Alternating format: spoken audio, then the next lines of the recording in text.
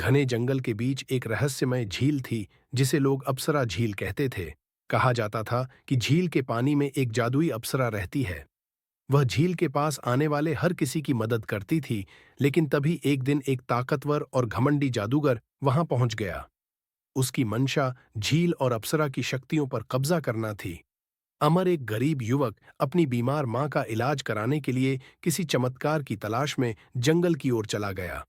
रास्ते में उसने झील के बारे में सुना और सोचा कि शायद वहां से उसे कोई मदद मिल सकती है। जब वह झील के पास पहुंचा तो अप्सरा उसके सामने प्रकट हुई। वह सुनहरी चमक से घिरी हुई थी और उसकी आंखों में करुणा थी। अप्सरा ने कहा, मैं तुम्हारी मदद करूंगी, लेकिन तुम्हें पहले अपने दिल की सच्चाई साबित करनी होगी। अमर ने वादा किया कि वह ईमानदारी और साहस के साथ हर परीक्षा को पार करेगा। तभी झील में हलचल हुई और एक तेज गड़गड़ाहट के साथ जादूगर प्रकट हुआ। उसने अप्सरा से कहा, तुम्हारी शक्तियां अब मेरी होंगी।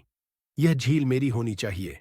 अप्सरा ने शांत स्वर में जवाब दिया, यह झील और इसकी शक्ति केवल उन लोगों के लिए है जो सच्चे दिल से मदद मांगते हैं। तुम्हारी लालच और घमंड तुम्हें इस शक्ति का हकदार नहीं बनाते। जादूगर ने झील पर कब्जा करने के लिए काले जादू का सहारा लिया। झील के पानी में जहर घुलने लगा और आसपास की हरियाली मुरझाने लगी। अप्सरा ने अमर से कहा, अब सब कुछ तुम्हारे हाथ में है। अगर तुम सच्चे दिल से इस झील को बचाना चाहते हो तो तुम्हें अपनी जान जोखिम में डालनी होगी। अमर ने साहस दिखाया। उसने अप्सरा के दिए हुए जादुई तीर को लेकर जादूगर से लड़ाई शुरू की।